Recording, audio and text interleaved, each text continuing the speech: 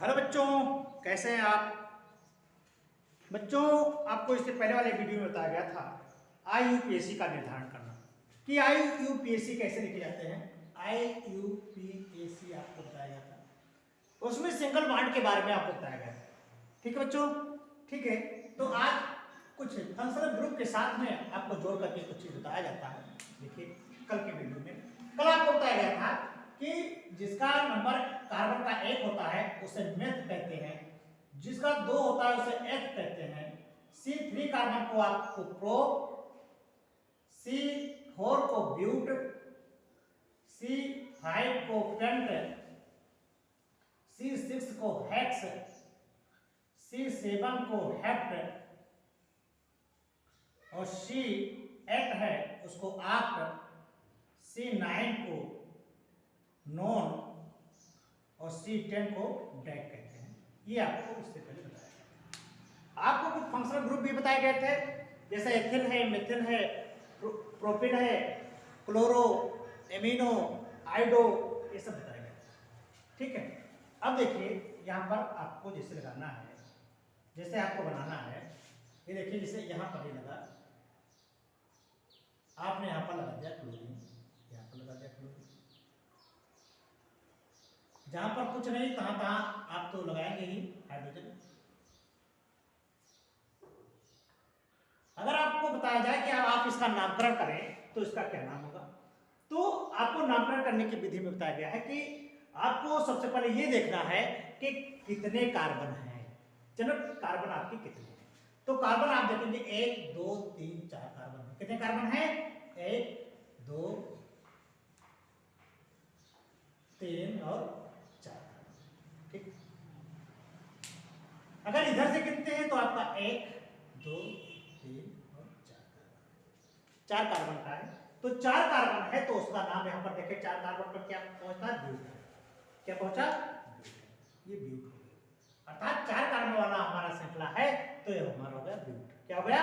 ब्यूट हो गया। एक बात तो तय हो गई कि ये हमारा ब्यूट है। क्या है? ब्यूट का।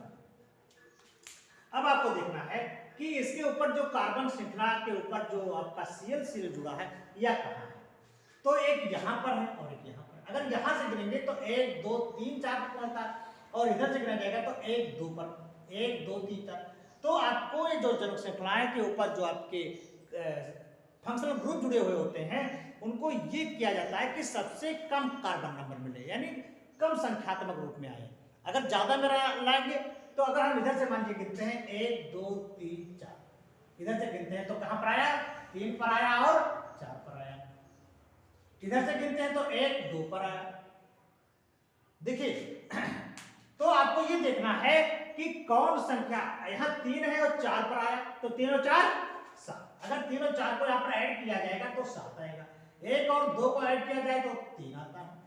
तो आपको नंबरिंग करने का भी एक नियम है कि नंबरिंग उधर से करेंगे जिधर ये कम संख्या हो, यानी जो आपका फंक्शनल ग्रुप जुड़ा है उस नंबर कार्बन को आप जोड़े उनको, तो जिधर से कम संख्यात्मक रूप में आएगा, योगफल कम होगा, उधर से आप करेंगे।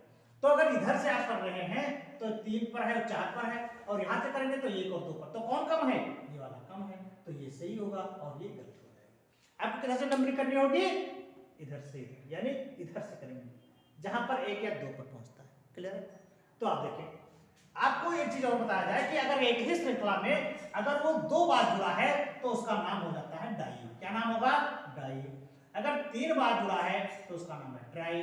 4 बार जुड़ा होता है तो उसे कहते हैं टेट्रा, और अगर 5 बार वही चीज जुड़ा है तो उसे कहते हैं पेंटा। क्या कहेंगे? ये इस तरह से IUPAC में नाम होता है। तो यहां पर देखिए 1 पर और 2 पर, यानी 1 कार्बन पर और 2 कार्बन पर कितनी बार? 2 बार क्या जुड़ा है? क्लोरीन परमाणु जुड़ा। तो क्लोरीन को आपने क्या कहा? क्लोरो। तो इसका नाम क्या होगा? इसको नोट कर लीजिए। तो इसका नाम है 1 2, 1 और 2 पर, तो चिन्ह लगाएंगे। 1 और 2 पर क्या है? 2 बार डाई क्लोरो है, डाई क्लोरो। 1 2 डाई, माने 1 पर भी है, 2 पर क्या है? 2 बार क्या है? क्लोरो है। आपकी कौन सी श्रृंखला है? ब्यूट है। और कौन उसमें कौन सा बांड है? तो इसका नाम हुआ 1,2 डाइक्लोरोब्यूटेन, 1,2 डाइक्लोरोब्यूटेन। अब यहाँ पर जो ब्यूटेन शब्द आया वो प्रदर्शित करता है कि कितने कार्बन है। ये जो आपका एन आया, एन इन आयन सबसे अंत में ही लिखते हैं, तो जो आपका एन परमाणु है, एन चीज है, ये बता रहा है कि इसमें कितने बंध हैं। और जो पहले संख्यात्मक रूप में जो लिखे गए हैं ये बताते हैं कि इसमें फंक्शनल ग्रुप कितने जुड़े गए हैं। ठीक है, तो इस तरह से आपका नामकरण हो सकता है। क्लियर? ठीक है, आज यहां पर बताया जाएगा डबल बॉन्ड। आपको बताया गया था कि डबल बॉन्ड क्या होता है। डबल बॉन्ड आपको बताया गया था कि ये इसमें दो रेखाएं होती हैं। ठीक है, कार्बन कार्बन के मध्य में इसमें डबल होता है।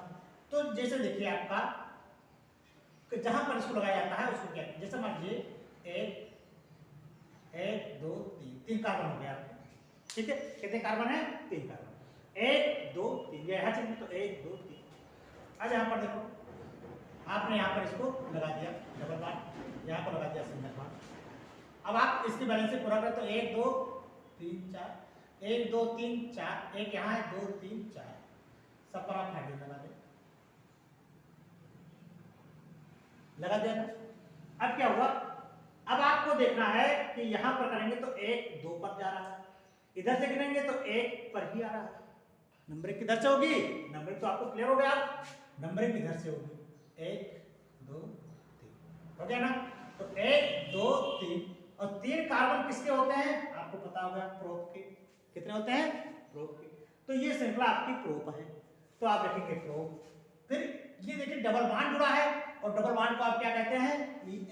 क्या कहते हैं? यानी इन इसको कहा जाता है। यह आपका इन है, इन है। तो 1 2 3 प्रोप 1 इन, इसका नाम क्या हो जाएगा? प्रोप माने 3 कार्बन, प्रोप 1 इन, प्रोप 1 इन। 1 इन है यानी प्रोप पर तो है 3 कार्बन है, और 1 नंबर पर इसमें इन लगा हुआ है। क्या लगा है?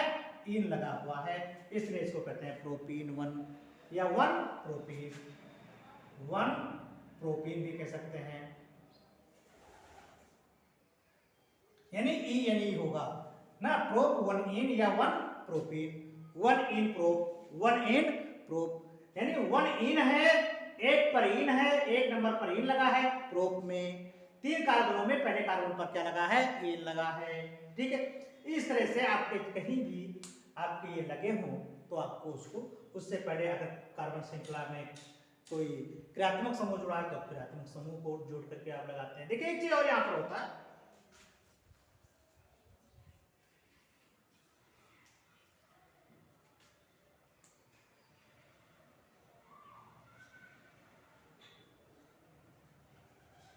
ये आपका 5 कार्बन है, तो 5 कार्बन है, इसका मतलब आपको बता दिया गया कि यहाँ पर 1 2 3 4 5 कार्बन है, तो 5 कार्बन का मतलब क्या हो गया कि यहाँ पर एक पेंट है आपका। क्या है? पेंट कार्बन का।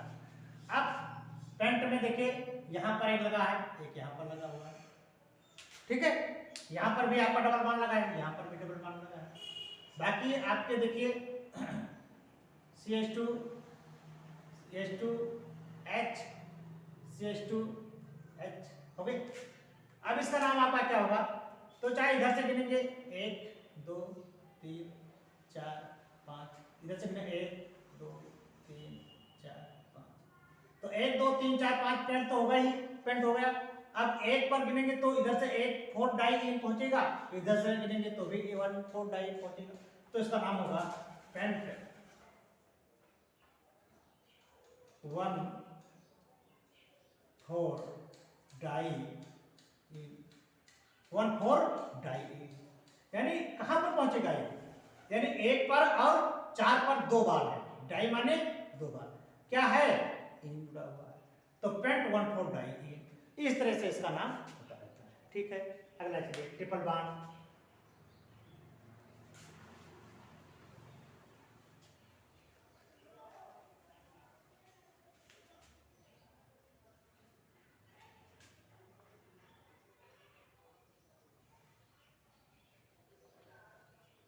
ट्रिपल बॉन्ड को आप जानते हैं 3 रेखा से प्रदर्शित करते हैं, और जहां पर ये लगता है इसका नाम है आइन।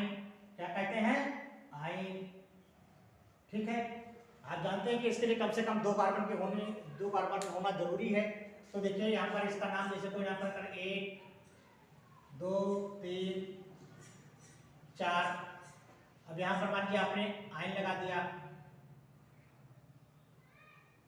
यहाँ पर देखिए 1 2 3 4 फिलअप है, 1 2 3 4 फिलअप है, H2 H3। अब इसका नाम बताइए क्या होगा। अगर यहाँ से आप चलते हैं 1 2 3 4 तो 3 पर पहुंचेगा ट्रिपल बॉन्ड। यहाँ चलते हैं तो पहले पर ही पहुंचेगा, तो इसका नाम नंबरिंग किधर से होगी, इधर से होगी। तो 1 2 3 4 कार्बन है, इसका मतलब आपका पता हो गया ब्यूट है।